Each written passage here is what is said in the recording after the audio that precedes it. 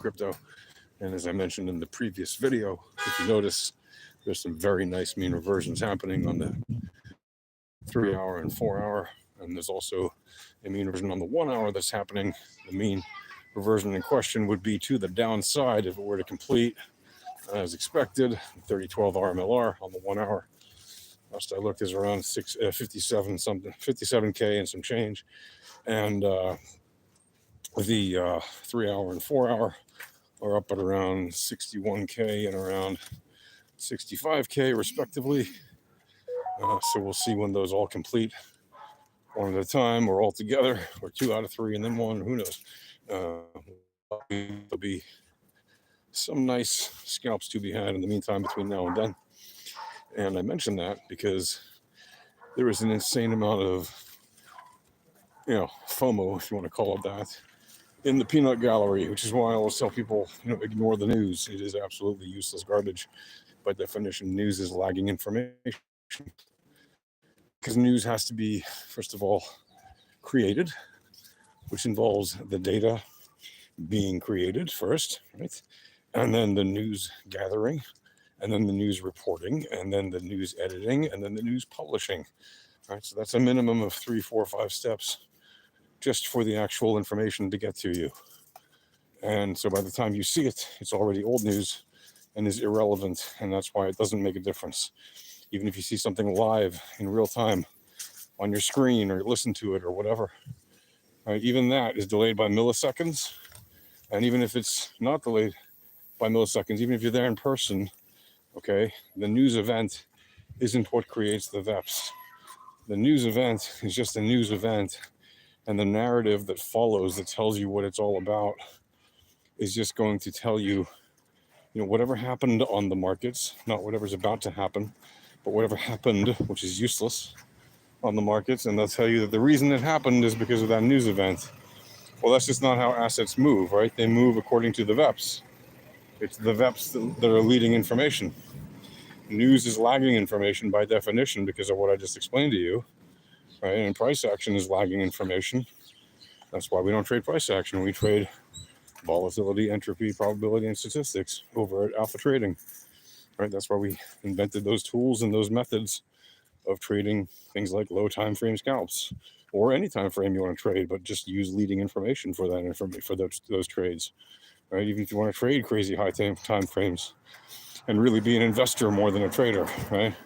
In my opinion, if you're trading daily time frame or more, you're basically an investor, right? If you're holding an asset for more than a couple of weeks, you're not really a trader. You're an investor, a short-term trader. And if you're holding for more than, a few months or a year, you're pretty much a medium-term to long-term investor. And anything over, more than 1 to 3 years or 5 years, you're a long-term investor. And I know there are people who hold assets for 20, 30, 40, 50 years and more, and they hand them down to their heirs and stuff. And good for them. They're super high time frame traders and wonderful. But if you're actually looking to make gains as a trader, you need to be looking at low time frames, because that's where the action obviously happens the most in terms of, that's where the movements happen, the occurrences of opportunity. There are far more of them on low time frames. That doesn't mean you have to do it, but if you are a serious trader, if you were working in a trading firm on Wall Street or something like that, you would be trading low time frames for the most part, unless you're assigned to do high time frame trades, which is, not considered really a trading position. It's more of an investment position. But the point is, as traders, we look at lower time frames because, again, you're going to have more occurrences of opportunity on low time frames. Now, that doesn't mean you have to trade the 1 minute or lower. I mean, you could trade the 15 minute, you can trade the half hour if you really wanted to. You're still going to get a bunch of opportunities during the week, but you'll find that there are less of them on any given day on the half hour or higher time frames, in my opinion. And today was a great example of being able to trade even the daily or anything below that very comfortably. But this is not a typical day, right? A typical day, you're going to have information that's somewhere in the middle on the high time frames.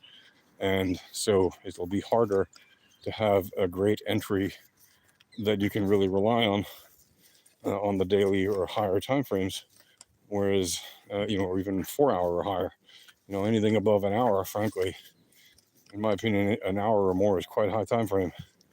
Because if you're lucky, you'll get an entry on a good day, but you might only get a few entries a week on the 1 hour time frame. Whereas, like on the 15-minute or lower, you'll typically get multiple entries even on the same day that you can do. And today was a great example of that. And because today has been a trending day so far, you've actually been able to stay in those positions if you have the temerity or the tenacity or the whatever you want to call it, all right, the gumption to take those trades and stay in them.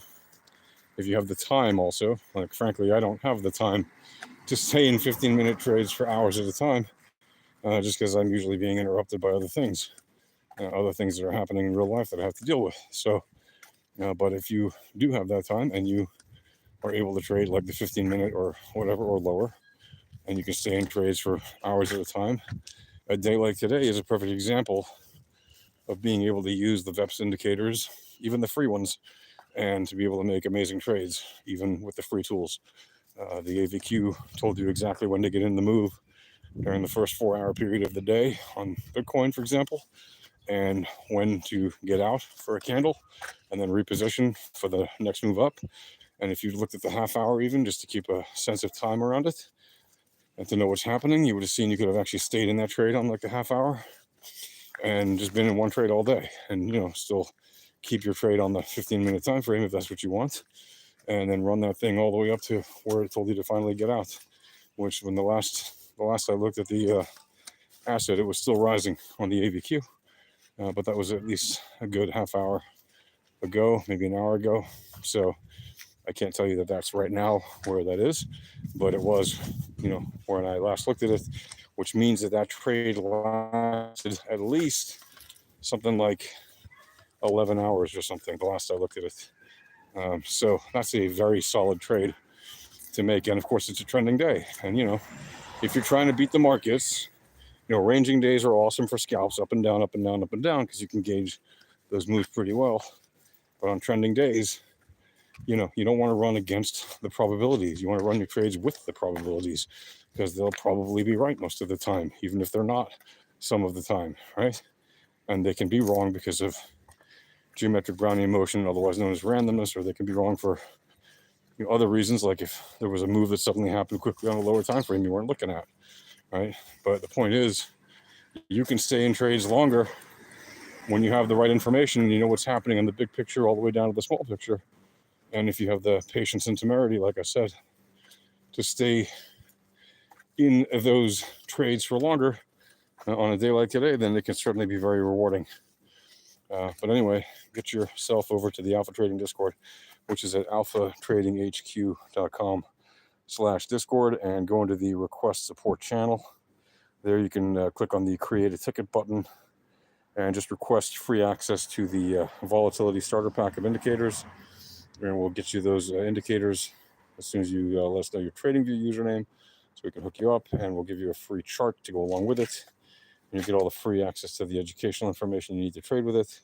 You get free access to all the traders in the chat rooms, people who use the VEPs every day and can answer your questions about how to use those tools to trade. And of course, access to the live stream, which you get just for being in the Discord. And you can even speak in the live stream. It's not only a strictly one-way show at Alpha Trading. Our live streams are interactive, and the point of them is to be educational for the sole purpose of teaching you a better way to trade. So the more questions you have, the merrier. And if you want to see an asset charted with the VEPS tools, just ask. Or if you want to ask how we use our tools to trade, just ask. We're happy to answer and happy to get you on your journey trading better with the VEPS. All right, that's it for now, folks. Happy trading.